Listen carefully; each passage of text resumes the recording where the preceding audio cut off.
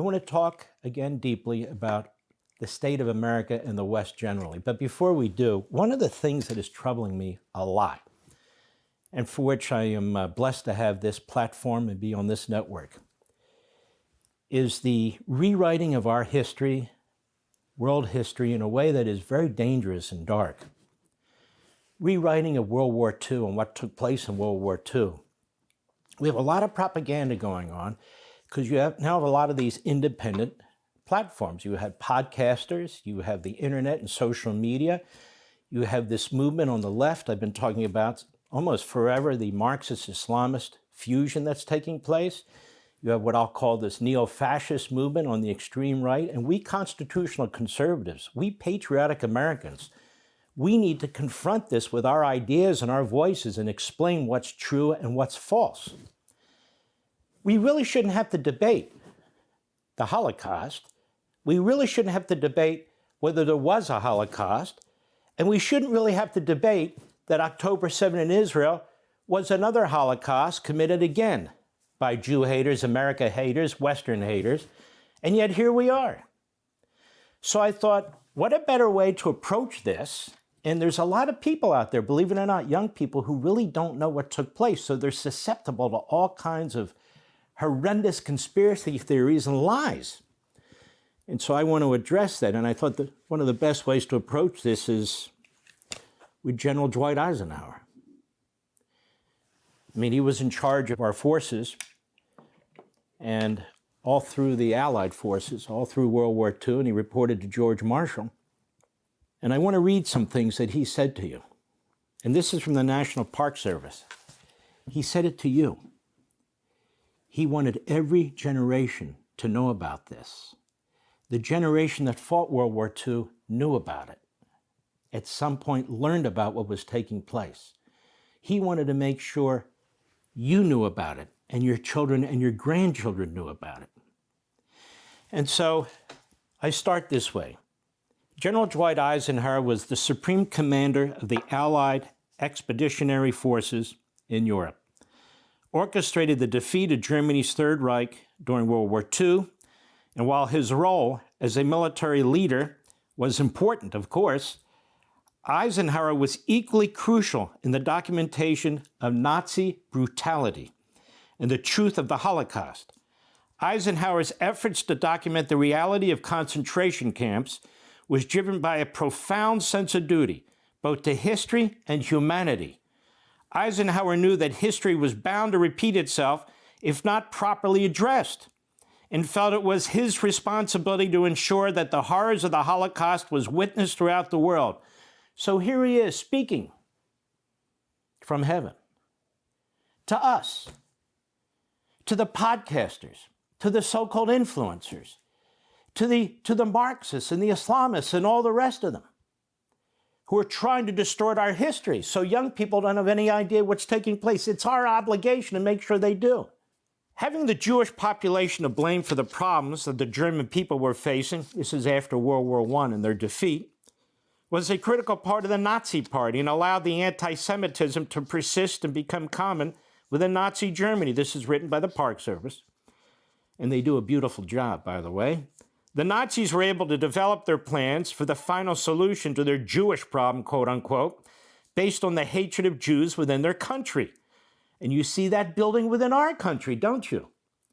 The final solution was the idea that the Nazi regime would eliminate European Jews through mass extermination, what is now known as the Holocaust.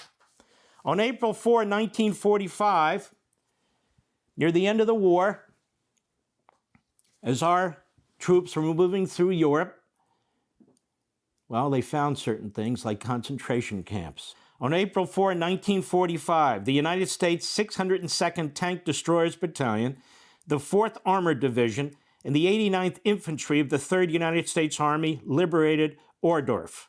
Ohrdruf Camp was an extension of Buchenwald concentration camp and supplied forced labor. On the day of liberation, the SS members of Ohrdruf evacuated many of the prisoners on death marches. As U.S. troops arrived, they found scenes of mass murder while also coming into contact with the camp's surviving prisoners. The living prisoners were starving, emaciated, and desperately in need of medical attention. Liberation did not end at Ohrdruf, and American troops would move on to discover and liberate multiple camps, including Dora-Mittelbau, Dachau, Mauthausen, and Buchenwald. General Dwight D. Eisenhower, General George Patton, and General Omar Bradley visited the concentration camp on April 12, 1945. While driving towards the camp, the surrounding atmosphere was overwhelming, with the smell of decaying flesh and dead bodies littering the streets. Eisenhower had, quote, never been so angry in his life, unquote, stating that the English language didn't even have words that could describe what he saw, quote unquote. Eisenhower wrote to Winston Churchill following his time at Ohrdruf, stating that everything you read in the paper does not adequately describe what has really happened here, quote unquote. He was profoundly impacted by the horrors that he witnessed and demanded that newspaper editors, representative groups, German civilians, and Allied soldiers bear witness. Upon Eisenhower's orders, American troops came in and photographed the camp to document its horrors. Additionally, U.S. troops in the surrounding areas were brought to Ohrdruf to bear witness. Eisenhower was forever changed by the horrors that he witnessed at Ohrdruf, so much so that he kept the images that he had taken in the den of his Gettysburg home.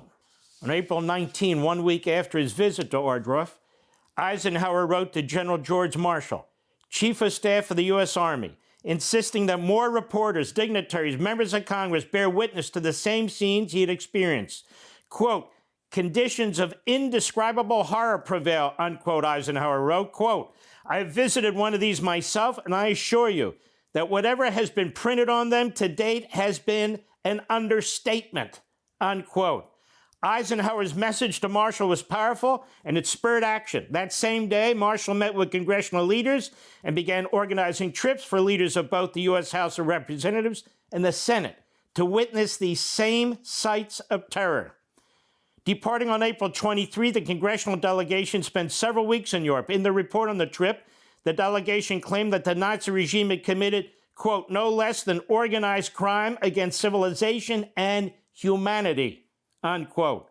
The delegation advocated for public release of concentration camp images, public release, to ensure that the American people and the world witnessed what had taken place. And at Eisenhower's insistence, in addition to the congressional delegation, members of the British Parliament toured concentration campsites. So did the American press. Marshall helped organize a trip for 18 American newspaper editors to see these same sites.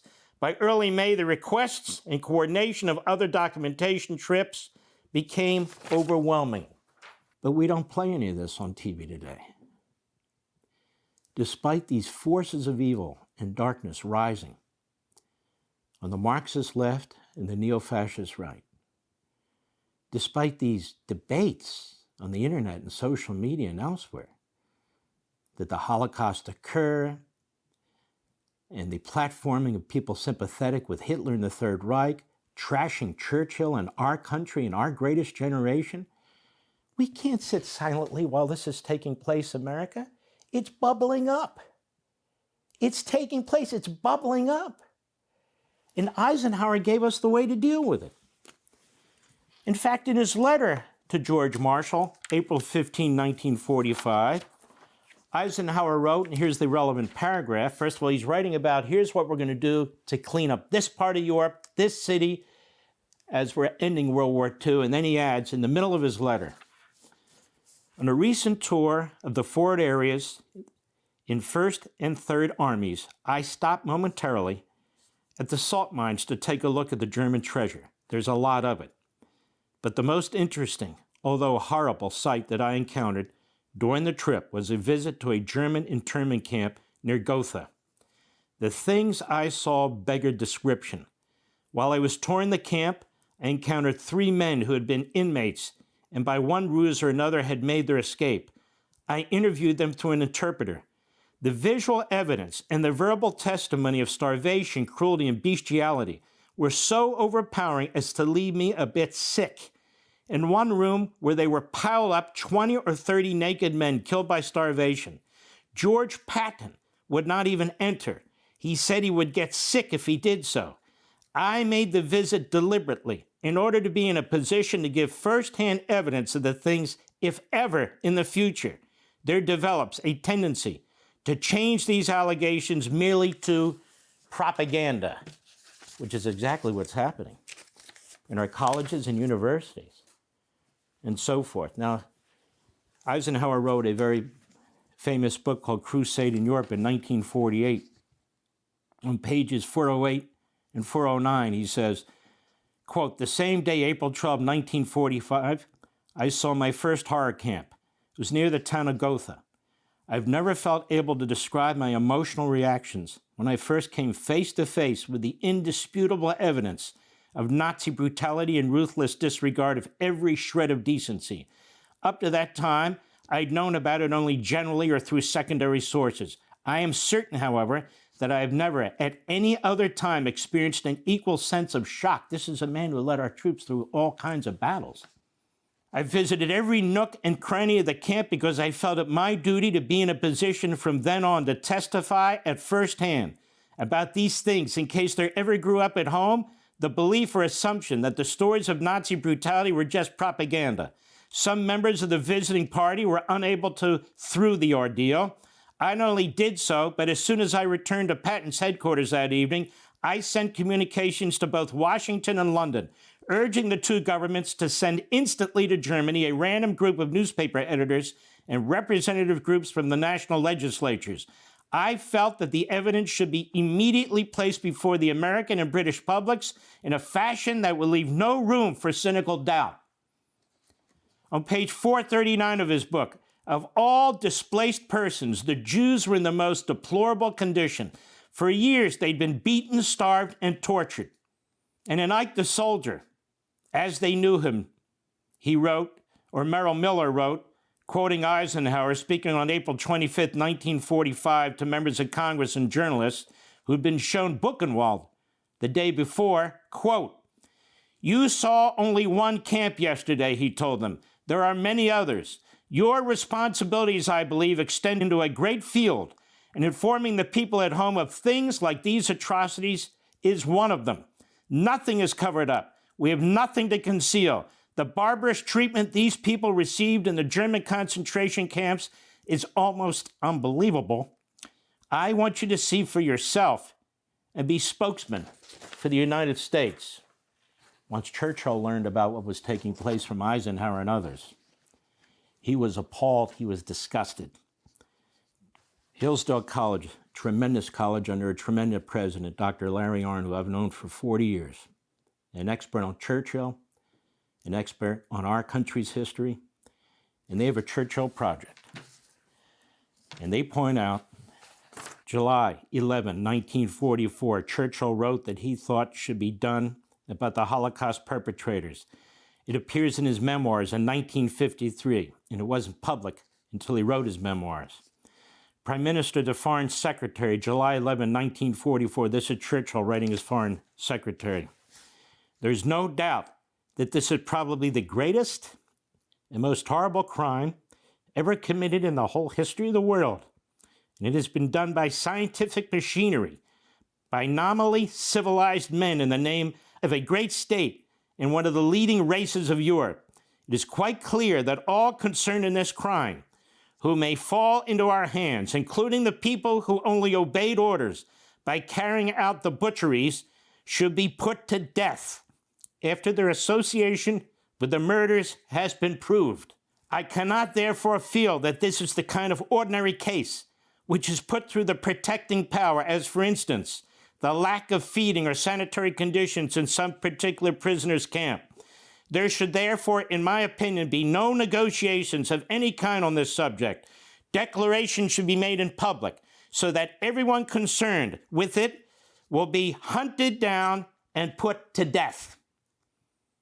This is one of the reasons many people say that Benjamin Netanyahu is the Churchill of our time, and certainly in the Middle East, because that's his view. 9 months after the first authorization reports, this is April 1945, inspection of the scenes. Allied soldiers had uncovered many more examples of Nazi barbarism.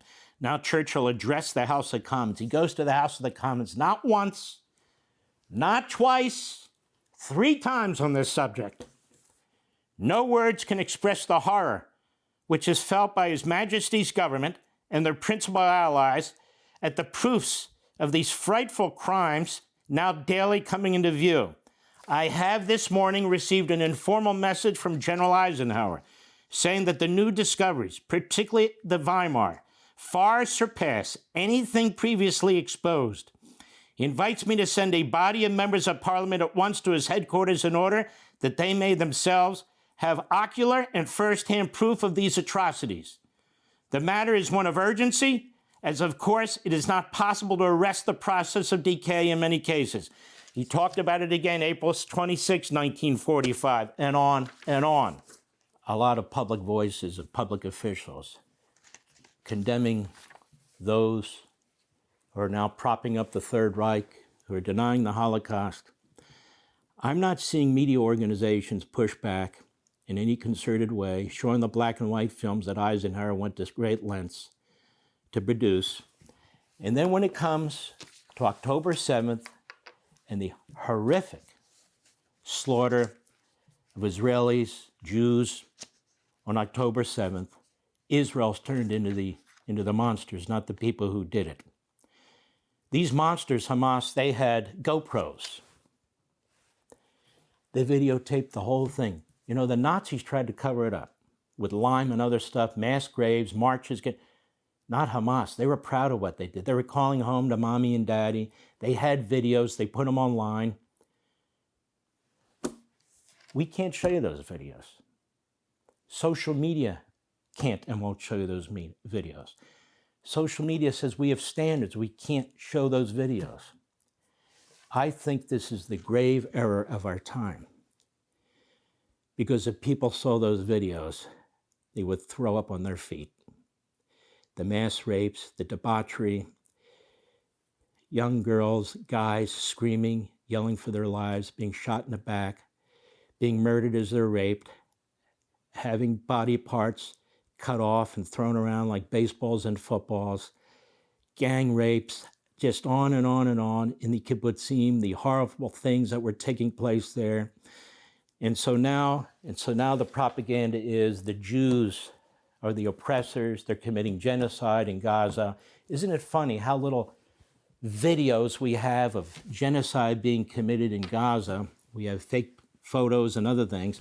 All the food being pushed into Gaza, all the efforts by the IDF, killing IDF soldiers as a result, more dying than should, in order to protect the Palestinians in Gaza. And meanwhile, while the Third Reich was destroyed, Hamas survives. Do you think Eisenhower would say Hamas should survive? Do you think Churchill would say Hamas should survive? Do you think they would say that they should have any say in a post-Gaza government? I don't think for a minute. Hamas survives. The Third Reich is destroyed. We have a responsibility to our children and grandchildren and to the future of this nation to push back against the Marxist Islamists and the neo-fascists, and to remind our children and grandchildren and ourselves why we call that generation the greatest generation. And they were fantastic. And we have a responsibility too. Hey, Sean Hannity here. Hey, click here to subscribe to Fox News YouTube page and catch our hottest interviews and most compelling analysis. You will not get it anywhere else.